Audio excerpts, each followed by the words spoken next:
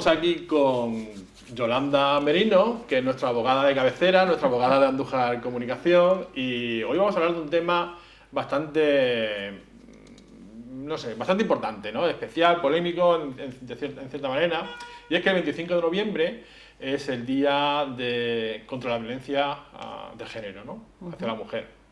Y pues para saber un poco más qué es exactamente, qué se puede hacer, a nivel jurídico qué hay, entonces, Yolanda, lo que sí me gustaría empezar sabiendo exactamente qué es violencia de género, que a lo mejor una mujer o un hombre piensan que hay cosas que no lo son, y piensa que hay cosas que son y no lo son. Entonces, ¿nos puedes decir exactamente qué es violencia de género? Bueno, pues muy buena, encantada de estar aquí otra vez contigo y con todos los seguidores. Decirte que efectivamente es muy importante el tema de violencia de género y hay que arrancar desde la base social para poder darle sentido a lo que se entiende por violencia. Tenemos ya bastante desarrollado el sistema normativo y que es lo que ampara el tema de la violencia de género, y decir que concretamente se entiende por violencia de género la forma en la que se ejerce el poder mediante la fuerza, bien física, verbal, económica, política, social, sobre la mujer. Esto supone, así a grosso modo, la forma en la que una parte, en este caso el hombre, se posiciona por encima de la mujer. Así dicho, pues bueno, pues somos conscientes y además estamos bombardeados por la sociedad, por los medios de comunicación, que en esto hacen una labor encomiable, que efectivamente esto es una lacra y es un problema bastante grueso que lo tenemos, y además lo tenemos muy cercano. Y efectivamente la violencia de género no entiende de edades, no hay un tramo de edad de 14 años a 20 o de 40 a 60, es absolutamente lineal en eso, afecta a la mujer en los distintos pues, etapas, bien puede ser en el noviazgo, bien en el matrimonio, estando sin pareja, habiéndola tenido. Alberga, como digo, el rango es muy amplio. Y decir que, bueno, pues que efectivamente hay violencia de género física, pues propiamente una agresión, lo que entendemos pues como una lesión, una violencia psíquica o psicológica, pues pueden ser malos tratos continuados durante mucho tiempo, se puede considerar malos tratos, pues insultos, vejaciones, que sean de una infravalorar manera, a la persona. Infravalorar a la persona, puede ser de una manera puntual o circunstancial o de una manera continuada.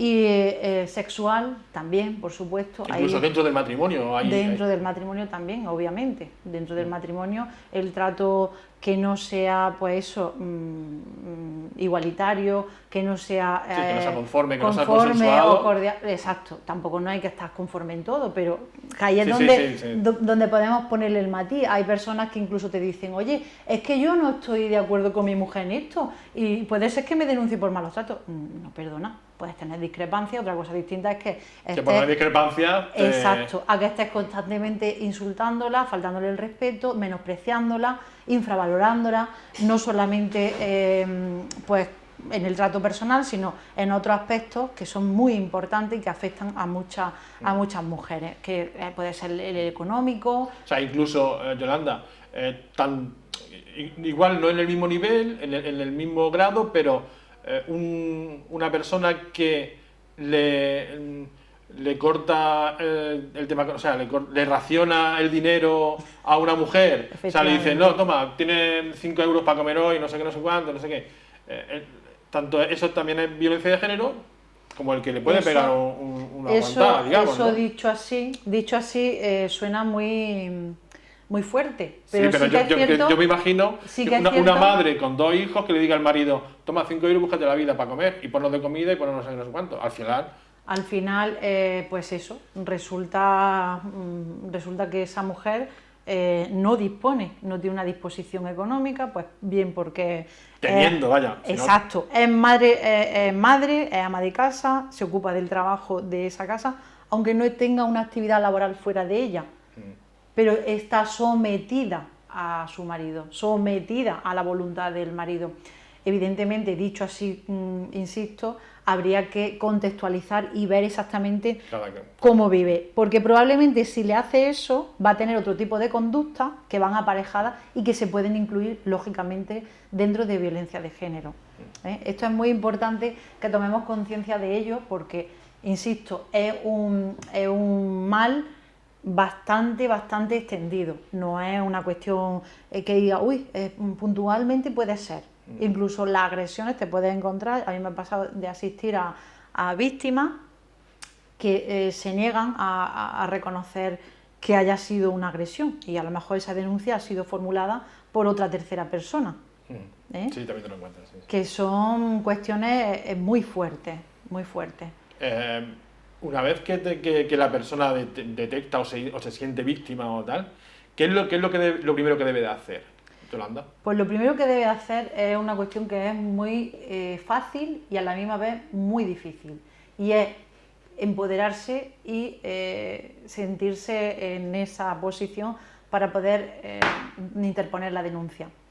Es muy importante que se denuncien los hechos. De hecho, tenemos jurisprudencia bastante actualizada con respecto a qué se considera o a cómo se debe tratar a la víctima. En muchos aspectos se ha demonizado a las víctimas de violencia de género, y en esto los medios de comunicación, vosotros hacéis una labor fantástica porque hay partes de la sociedad que no dejan que salga toda esa realidad. La víctima no tiene que tener miedo y además esa campaña que hay tan maravillosa en las que se dicen que por favor que denuncien, que no tienen que tener miedo. Disponen de la ley 1/2004 de 28 de diciembre, que es la de violencia de género, tiene un gran respaldo hacia la víctima y aparte se han ido incorporando nuevas modificaciones que la hacen muchísimo más completa. Hay un número de teléfono que además sale por muchísimos sitios, que es el 016. ¿El 016? Ese número de teléfono tú sabes que no deja rastro, está abierto las 24 horas del día, tiene una asistencia no solo jurídica sino psicológica, apoyo, directamente ofician y dicen dónde la víctima puede ir. Es muy amplio, eso es muy fácil, una llamada desde tu teléfono móvil o desde el fijo y puedes tener una asistencia inmediata. Por supuesto en comisaría, por supuesto en Guardia Civil, Policía Local. Y, importante también, hay agentes externos en el medio sanitario, es importante que la sociedad lo sepa, asistencia sanitaria. El médico cuando te ve y tú no le has manifestado exactamente qué ha pasado, tiene la obligación de saber de cuál es el origen de esas lesiones, porque además un profesional sanitario sabe si esa agresión que presenta es posible que sea derivada de un asunto de violencia de género. Igualmente, los profesionales jurídicos también tenemos derecho, no tendremos obligación a poner en conocimiento estos hechos en la autoridad competente. A partir de ahí ya se desarrolla todo el procedimiento, que a veces es muy largo y a veces es más corto. Pero para que la mujer se convenza más de que debe denunciar, que muchas veces por ciertos motivos no lo hace, dinos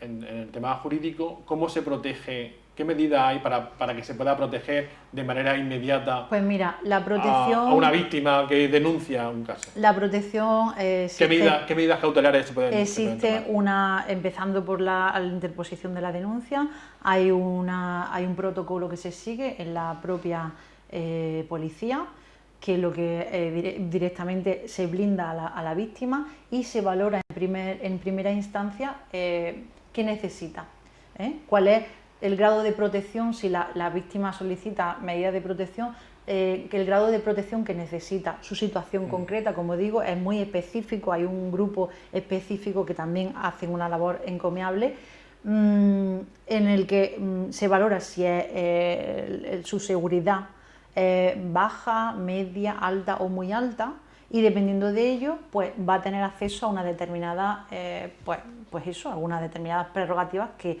están ahí a su servicio.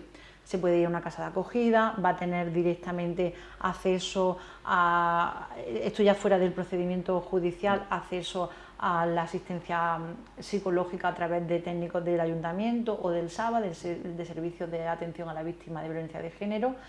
Y desde luego las medidas que se pueden adoptar ya en el juzgado son medidas del orden civil y medidas del orden penal. Las medidas del orden penal, pues digamos que pueden valorarse en atención a eso que hemos dicho, a la peligrosidad. Puede pedir una medida cautelar previa, pues como todo el mundo o casi todo el mundo conoce, de una orden de alejamiento.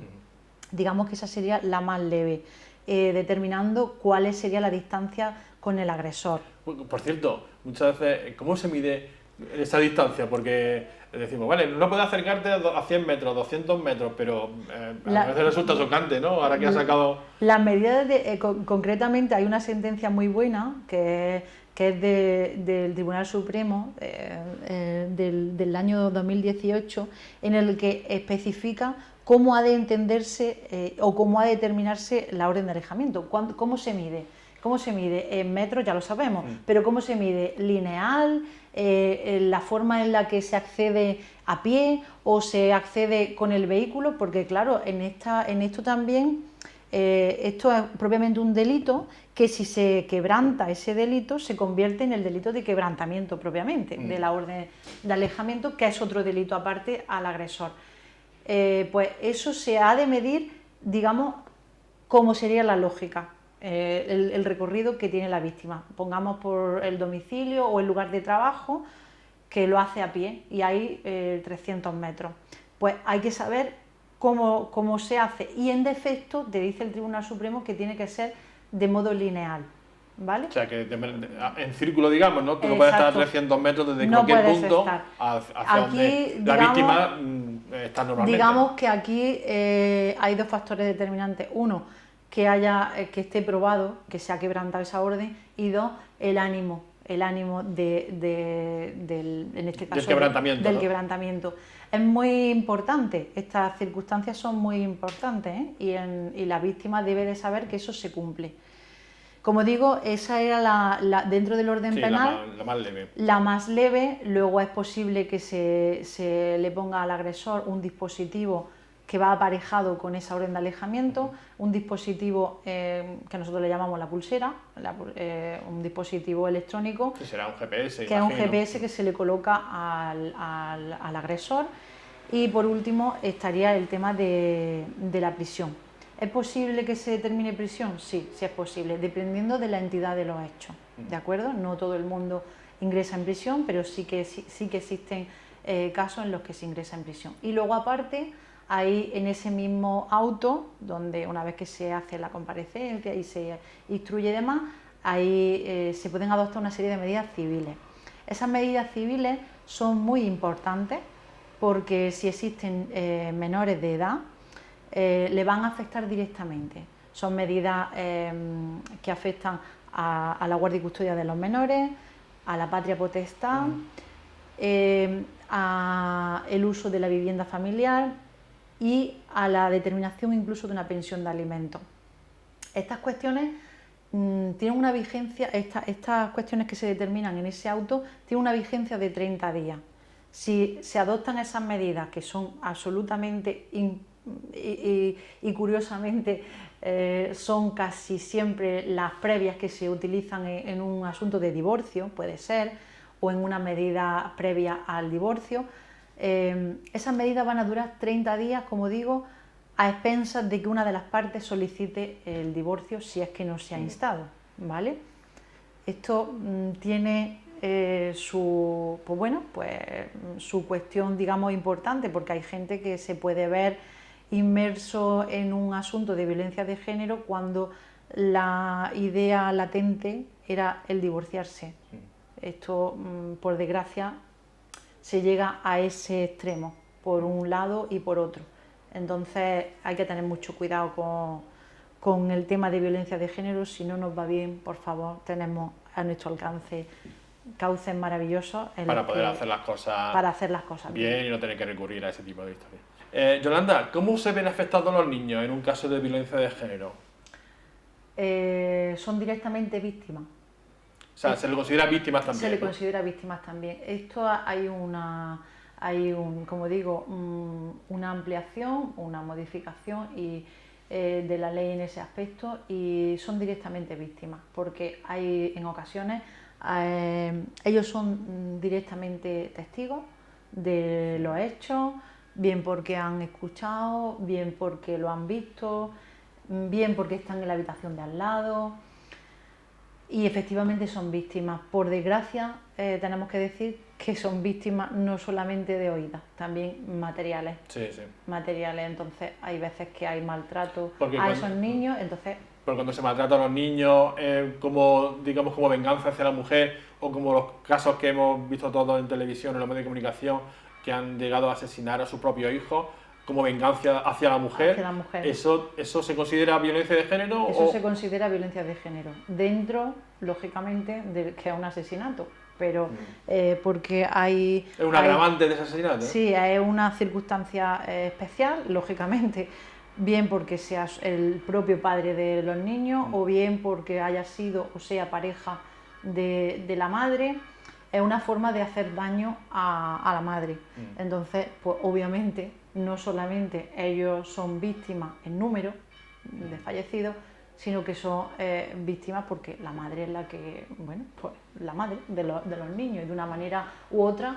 En eso también tenemos jurisprudencia que especifica cuáles son los requisitos, y vienen a señalar eso que estamos hablando en un tono coloquial, decir que, bueno, pues aparte del ánimo, principalmente, pues que pues eso es la forma en la que se ha materializado el daño a la madre. El daño a la madre.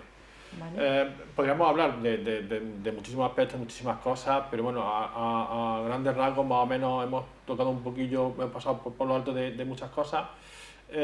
Sí me gustaría hablarte de algo que muchas veces genera polémica, y es, pues, algunas veces denuncias falsas, en fin, lo que hablábamos antes de si no me da el divorcio, lo cojo por aquí, lo cojo esta vía. Digamos que hay también hombres que son víctimas de una denuncia falsa por este sentido. Muy pocos, ¿no? O hay, ¿no?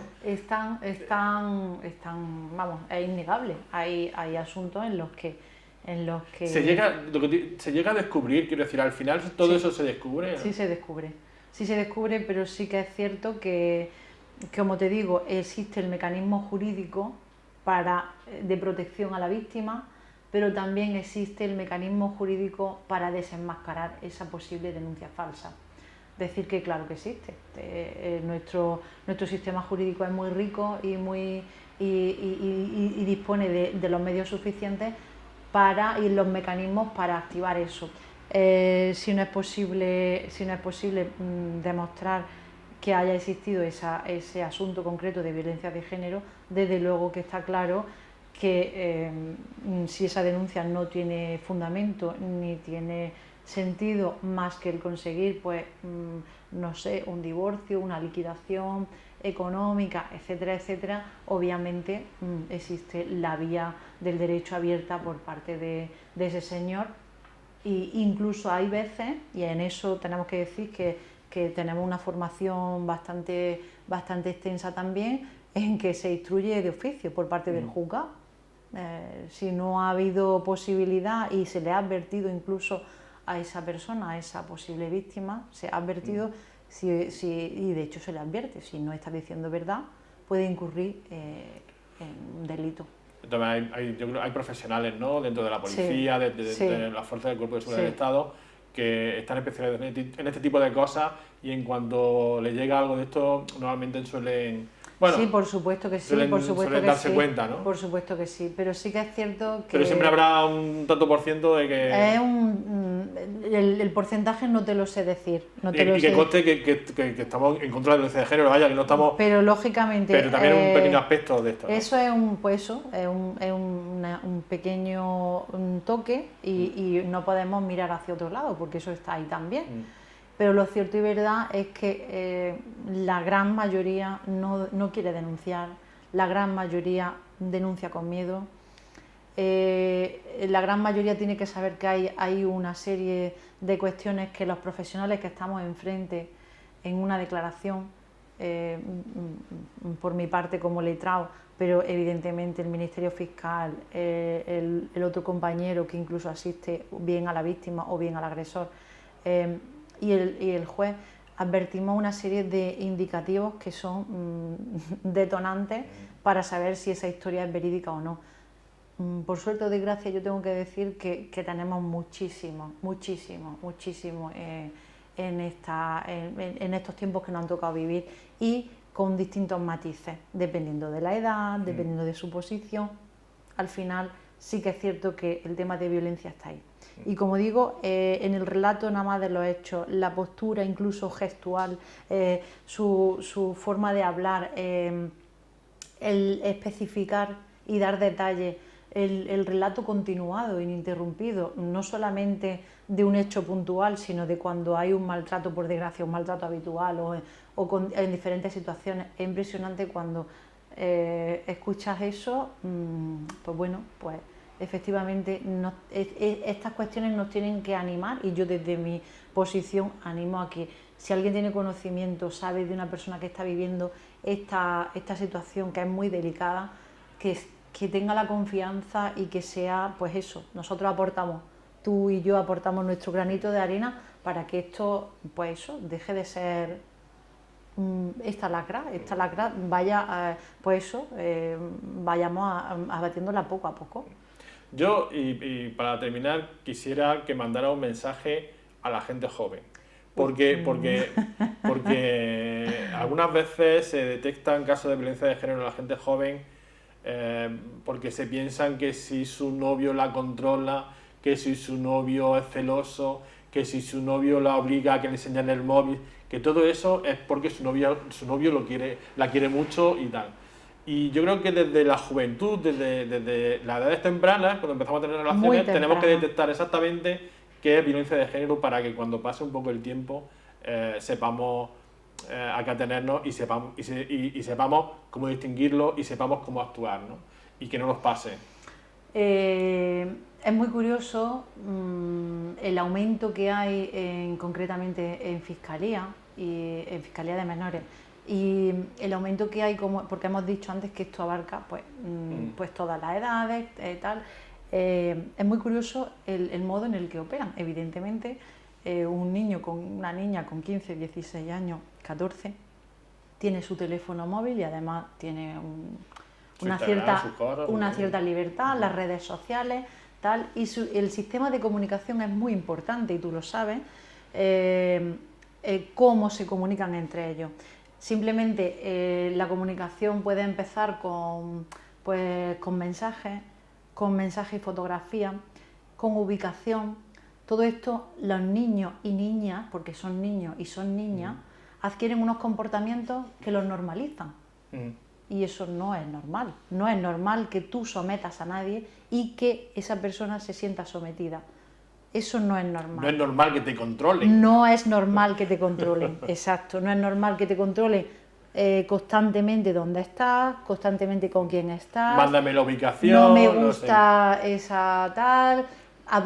Esa falda es muy corta. Esa falda es muy corta. ¿Qué es lo que ha hablado? ¿Cuáles son las conversaciones? Envíamela. ¿Dónde está? Estoy en la puerta y por aquí no has pasado. En fin, una serie. Bueno, ya luego nos trasladamos como tú dices, a la indumentaria, a la vestimenta. No me gusta el escote, no me gusta esa falda. Tú tienes que estar solo conmigo. Y lo peor es que la otra parte entiende que eso lo hace como tú bien has dicho. Pues porque me quiere mucho. Porque me quiere muchísimo. Entonces, al final, el mensaje es muy fácil y muy difícil. Y es que pues tenemos que intentar establecer esa comunicación continua, ese flashback con nuestros hijos, con nuestros sobrinos, con nuestros cercanos, y que vean pues cuál es lo normal. El mejor ejemplo es nuestra actitud y nuestra forma de actuar. Yo sé que esto, hay mucha gente que dice, a ver, mi hijo es fantástico, nos sorprenderíamos. Sí, nos sorprenderíamos. Te sorprendes cuando en la calle de una manera y en la casa de otra. Y eso no lo podemos evitar. Y ahí Eso no lo podemos evitar. Yo creo que le pasa a todos los jóvenes. No lo podemos evitar. En la calle de una manera y en la casa de otra. Más o menos diferencia o más o menos tal, no tiene por qué ser malo fuera de casa. No, pero, por supuesto. Pero en casa siempre es distinto. Pero tenemos que ocuparnos de que sepan qué es lo que está bien y qué es lo que no está bien. Y desde luego las consecuencias que puede tener. Es muy importante. Es muy importante. Las chicas, en cuanto noten algo, consultárselo a vuestra madre, a vuestro padre, si tenéis más confianza con tu tía, en el colegio, con tu profesor. Es muy importante. No sé, no dejarlo pasar eso nunca, que es esencial, de verdad. Nadie te tiene que controlar. Nadie. No debemos de dejar eso. Ojo, tampoco hay que... Tampoco hay que tampoco nos llevemos al extremo. Ningún extremo es bueno. Pero bueno. has estado tampoco...